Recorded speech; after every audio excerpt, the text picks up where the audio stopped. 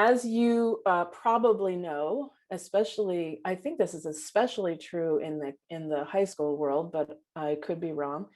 There has been a growing movement among world history teachers to teach about Haiti as a site of liberation and independent conceptions of freedom and revolution. And so I was particularly interested when we're talking about what we're going to put together here in including a talk about Haiti and other parts of the French Caribbean, because I think it offers an opportunity to help break down what I was talking about yesterday, that essentialized connection between servitude and Blackness. Haiti especially complicates this connection because of its role in redefining ideas of freedom in the Atlantic world. And our next speaker here is Dr. Alyssa Goldstein Sepinwall. She is a professor at CSU San Marcos and teaches courses in world history, Haitian history, French and French colonial history, and Jewish history.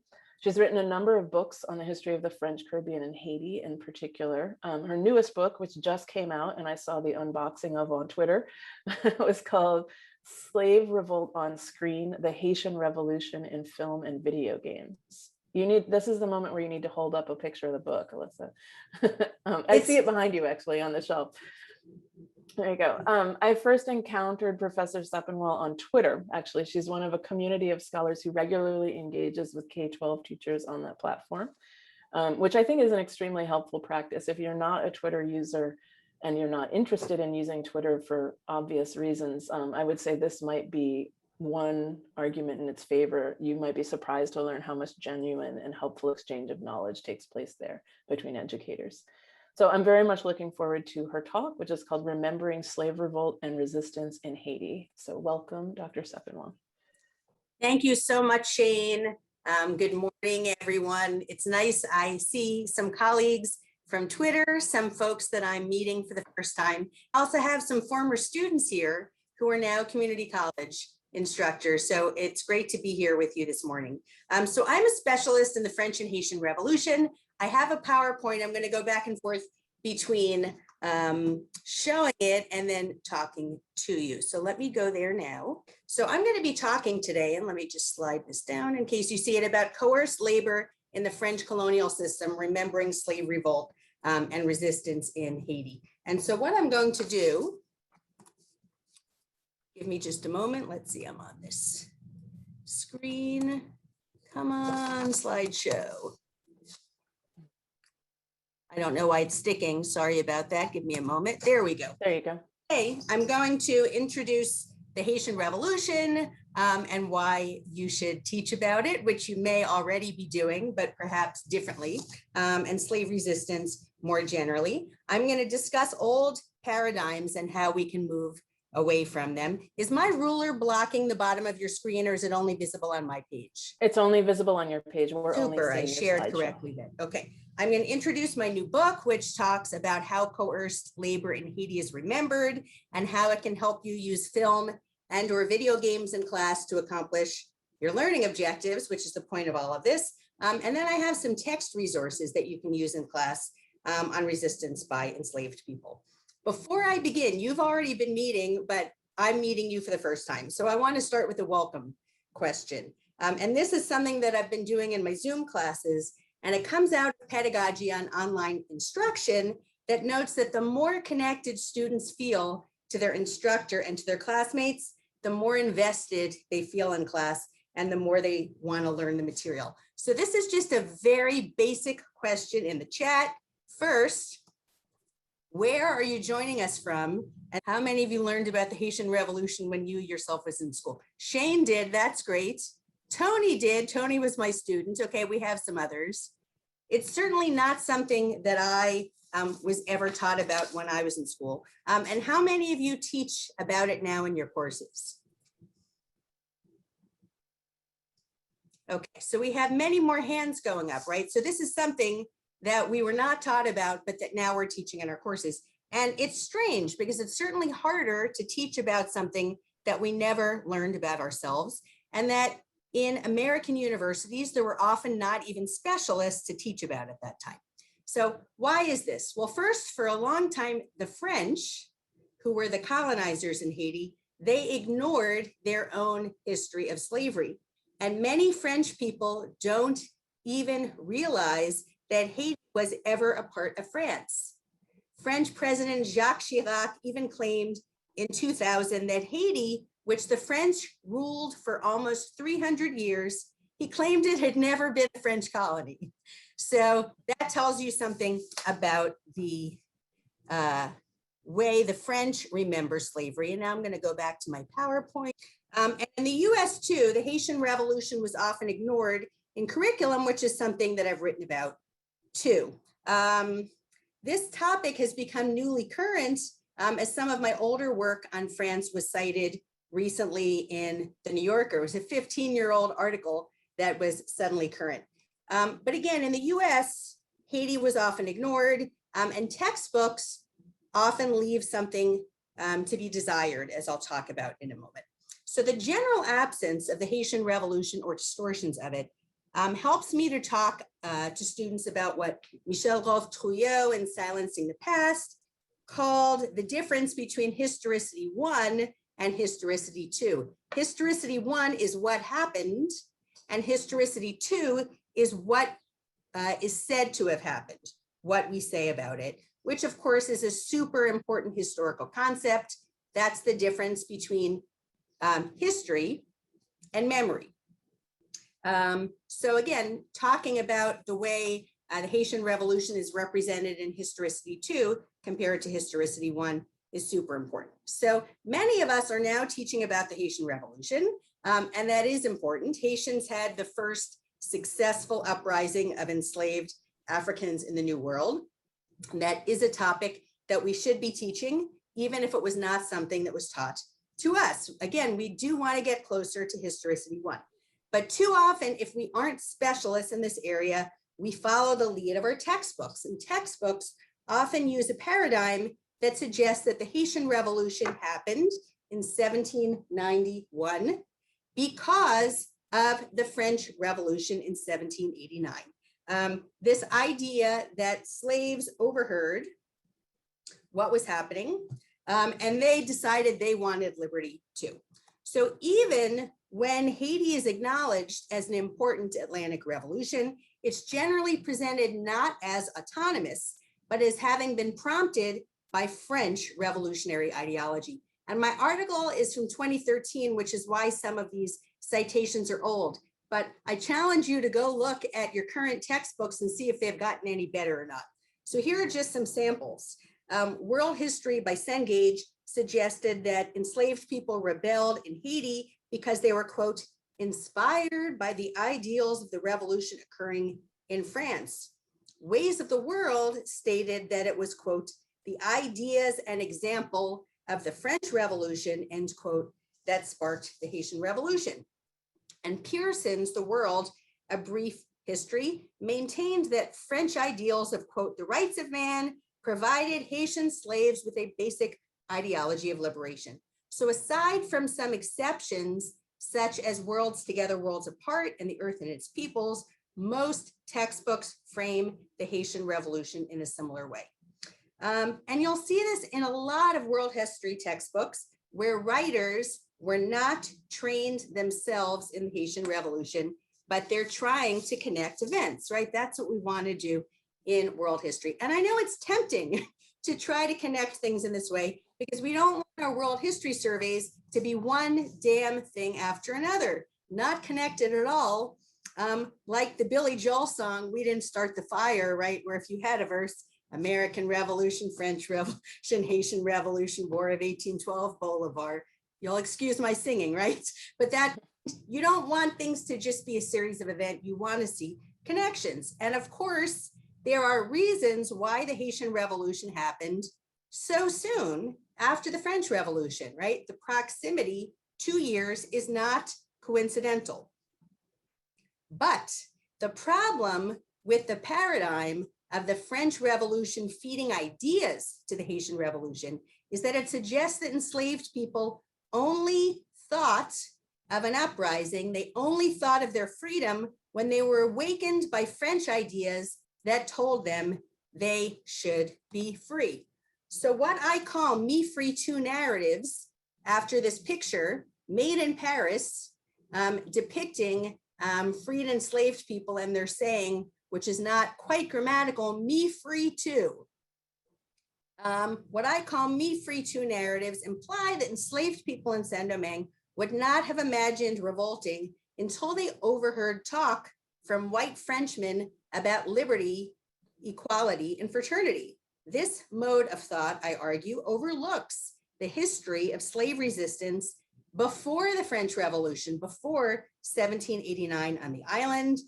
It also reflects certain assumptions of Eurocentric thinking more generally. And right, this is a big takeaway. It portrays non-Westerners, non-Europeans as passive objects who act in history only when awakened by Western ideas.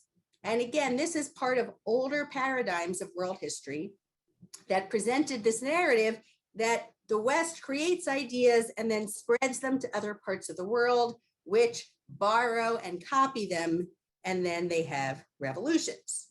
But of course, what this leaves out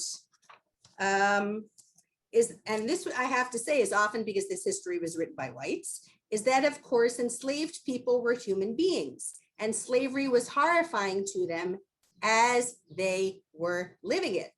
So the desire to be free and the impulse to resist was present from the moment people were kidnapped in Africa, not something that was created in 1789. Indeed, as historian John Thornton has pointed out, many newly arrived enslaved people in Saint-Domingue had military experience from civil wars in Congo, and they were sold into bondage after having been prisoners of war. So they were ready to resist as soon as they had opportunities to do so. All right, so with this general background, how can we transform, and I hope I'm not going too fast, I'll take questions at the end. It's hard to see the chat while I'm in PowerPoint. But how can we transform the way that we teach about the Haitian Revolution to reflect that, to get closer to historicity one, and to understand resistance by enslaved people? So I'd like to empower you to teach this differently if you're not already. And I say if you're not already because I don't know what you're already doing. But in case you aren't, I want to note that whenever I teach the Haitian Revolution, with or without the French Revolution, if they're in the same survey, I try to decouple them intellectually and to emphasize that resistance was ongoing. So even if there were reasons why chronologically the French Revolution facilitated the outbreak and the success of the Haitian Revolution, which I'll talk more about, it did not provide the ideological impetus for it. So emphasizing resistance when you teach about slavery in Haiti has several virtues. First, it stops us from presenting enslaved people as passive and emphasizing only their suffering, which can be traumatic, especially for students of African descent. Second, it recovers the humanity of enslaved people and highlights their agency. And third, if you're worried about being disconnected, don't worry, because it still helps you connect different regions by showing, on the one hand, how slaveholding countries around the Atlantic united to prevent Haiti from being successful, which I can give more details on in the Q&A.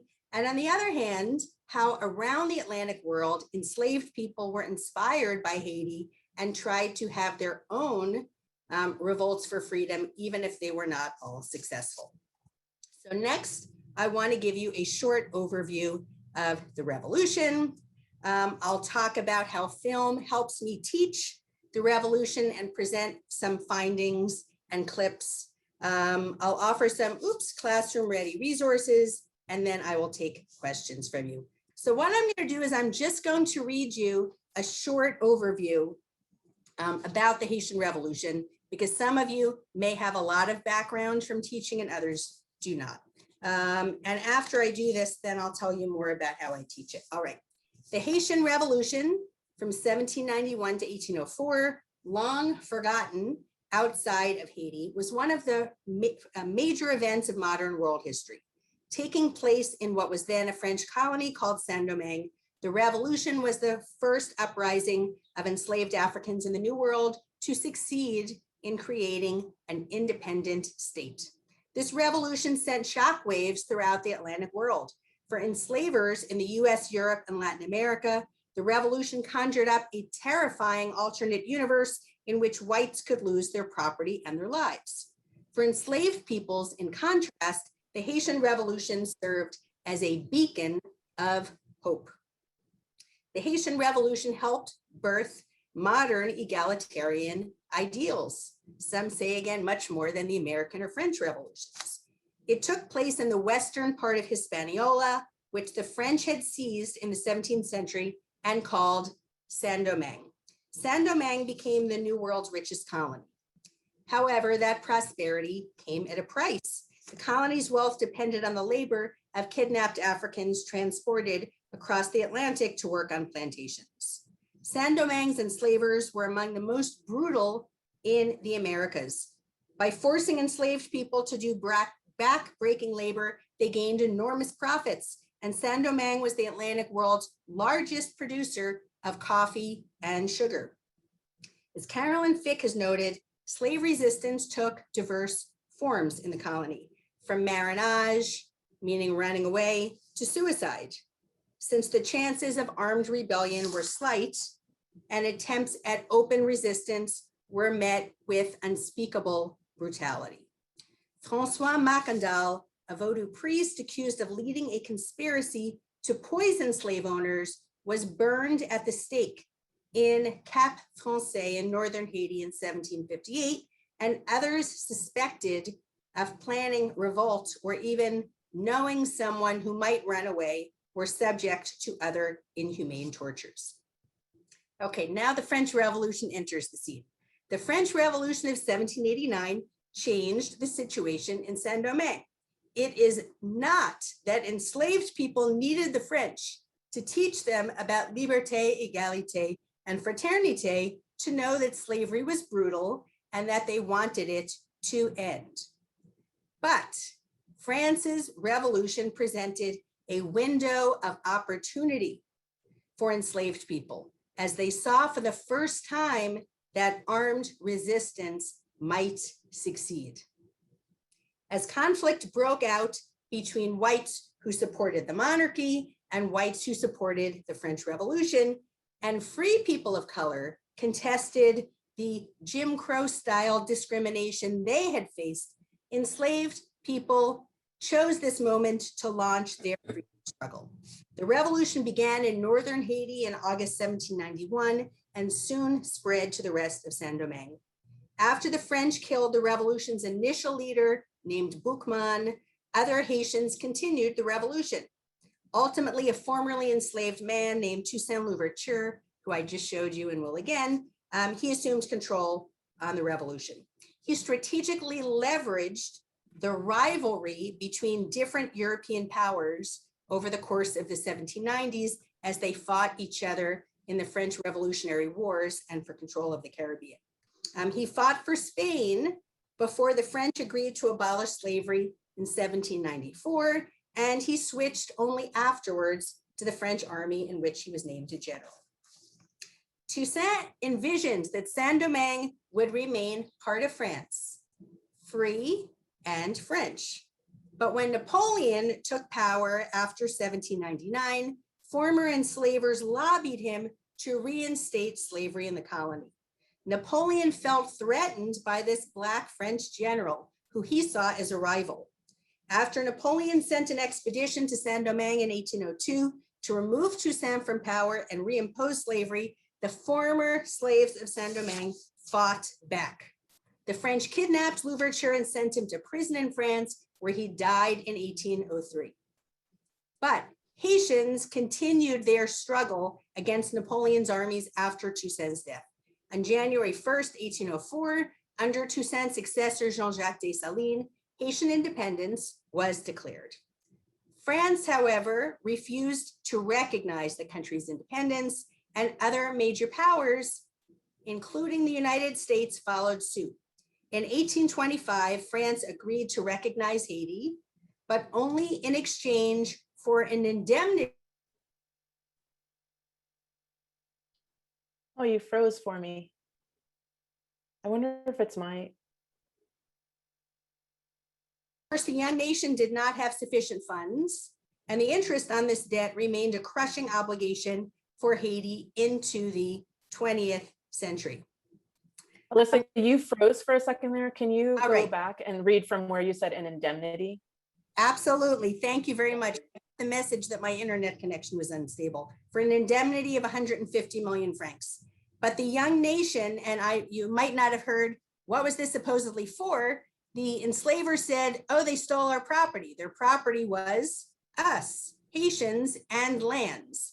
The problem was that Haiti, this young nation, did not have sufficient funds, and the interest on this debt remained a crushing obligation for Haiti into the 20th century.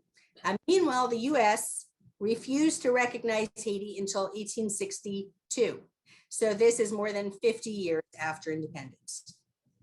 All right, so that's a basic background. Let me come back here to my PowerPoint. Right, okay, so my new book looks at films and video games on the Haitian Revolution. And I am a historian, so you might wonder, why have I written this book about films and video games, which seems like a topic for a media scholar? My last two books were more traditional content. My first book from UC Press looked at this French revolutionary who was an abolitionist. It looked at the origins of French ideas about race and citizenship. It's actually coming out for the first time in paperback after 16 years because the topic is more timely than ever. I can share more info and a discount code too if you like. My second book was a survey of Haitian history from the 17th to the 21st century. So again, but this book is more about media. So let me explain why and how that can help you. All right. So as I continued to think about why is the Haitian Revolution so obscure, because I talked about it in my first book, the Abbé Grégoire, who the biography was one of the only European friends of Haiti's new leaders. My second book looked at Haitian history, but I still saw that many people did not know much about it, and its history had been silenced. So why was that? I realized that its absence on screen was one big reason. As scholars of film and history have noted, the general public often learns history more from Hollywood than from history or curriculum. And younger generations are often learning history more from immersive historical video games than from films. I usually don't have problems with my internet connection, but if I do again, I need to call up to my son and see if he can, because he may be swallowing the bandwidth. But when people didn't know about the Haitian Revolution, it was not only because it hadn't been taught to them in schools, but also because they never saw it on screen. So it was as if this event had never happened. It didn't exist. I also realized that film could help students understand the changes between these older and newer paradigms on the Haitian Revolution that I mentioned, right? Whether it's French ideas or enslaved people's own agency, while also increasing their engagement. There are a few films on the Haitian Revolution made by foreigners, but I realized that, again, they often have flawed paradigms, a la that Me Free Too slide I showed you that suggests that enslaved people just copied France. So I realized that showing some contrasting clips to students or having them write papers analyzing films and video games from the vantage point of our material could get more engagement than just from reading texts and listening to my lectures. And this was both from majors and from students who are just taking my class for a general education requirement. I found also that students really love analyzing narratives in films. So combining film or video games with primary sources in historiography actually accomplishes my learning objectives better than just texts. So in my book, I note that many foreign films on the Haitian Revolution either make Haitians appear backwards and savage for overthrowing the French, right? They're just violent Black people is this trope, So it overemphasizes the violence of their revolution while omitting the violence of their enslavers. So that's one trope in films. It emphasizes Black violence and minimizes white violence. Or, and this is especially the case with French films on the Haitian Revolution, they claim credit for the ideas of the Haitian Revolution. They suggest that Haitians were copying and were inspired by French ideas of liberty, again, thus underemphasizing the brutality of slavery and positing France as the source of liberation. Haitian films, in contrast, which I was very happy to be able to find, my book is one of the first books also on Haitian cinema, they treat the revolution completely differently, emphasizing the agency of enslaved people. So that's abstract. I now am going to show you some clips. So my first clip is going to be from a French miniseries about Toussaint Louverture. It is one of the main films that exist on the Haitian Revolution. Let me open it. This film basically suggests, as you're going to see in this clip, that enslaved people were happy, whites were nice, but suddenly enslaved people encounter French ideals that make them feel that they should be ashamed to be enslaved. So in this first clip, Toussaint Louverture's very kind slave owner is sending him to go pick up the slave owner's cousin, who's a priest, and Toussaint is going to get to flirt and have fun along the way. And meanwhile, you'll see as it starts, this is a very peaceful plantation. So let me start.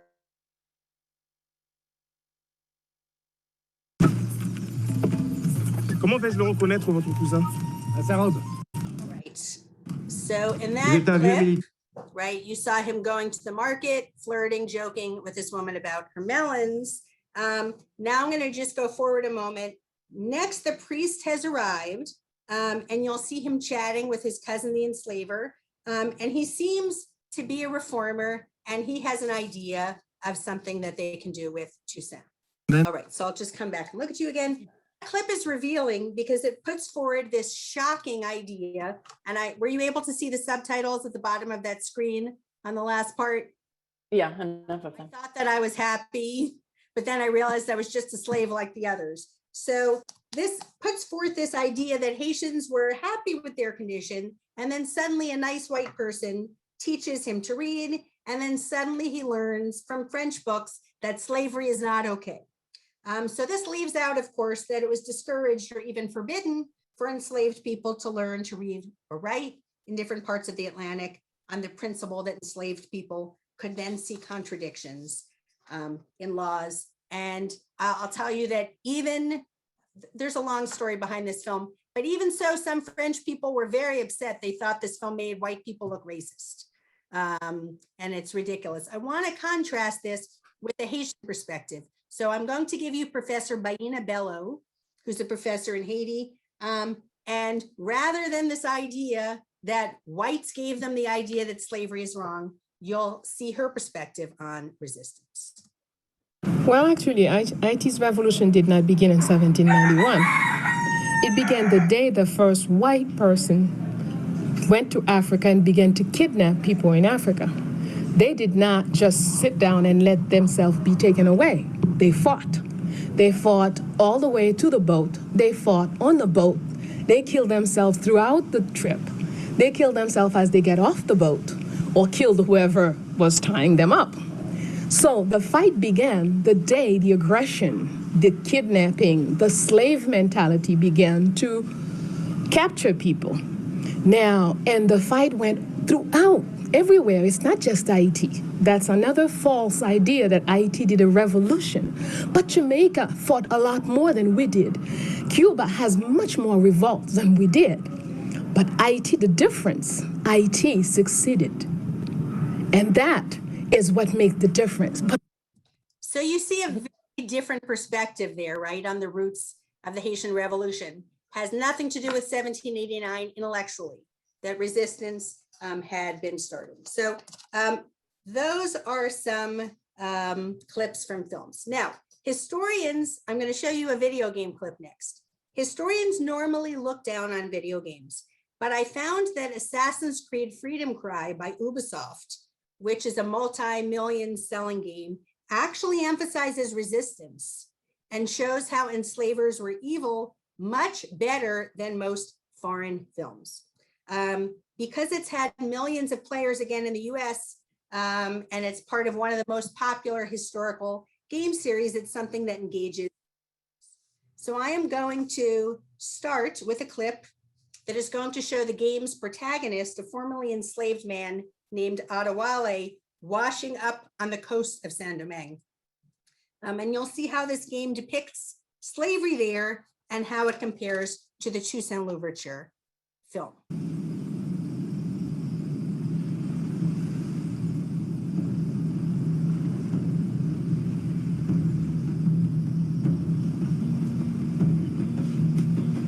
Yeah, les miso, batalai.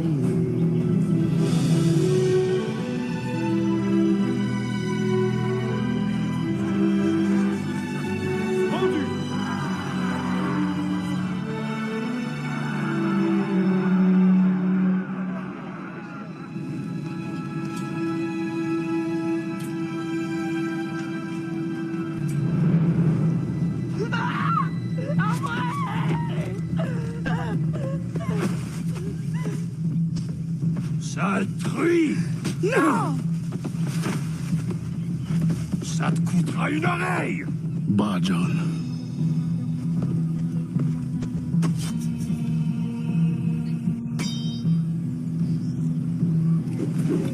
Get back!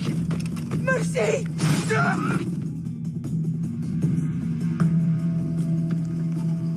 Oh, merci, bon Dieu. Désolé. I have nothing to offer but thanks. Nothing else is needed. As a boy, I fled the same fate. Why would you risk recapture? Men of principle know the bigger risk is to turn away. All right, I'm going to show you one more clip from the same game. This is later in the game. The clip starts after some maroon slaves were trying to liberate a slave ship, and instead the French killed everyone on board so that the liberated captives would not join the ranks of the resistance. And this is my last clip.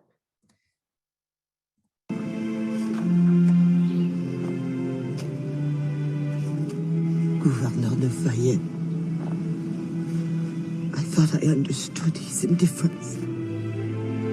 I did not anticipate the extent of his heartlessness. You tried to warn me.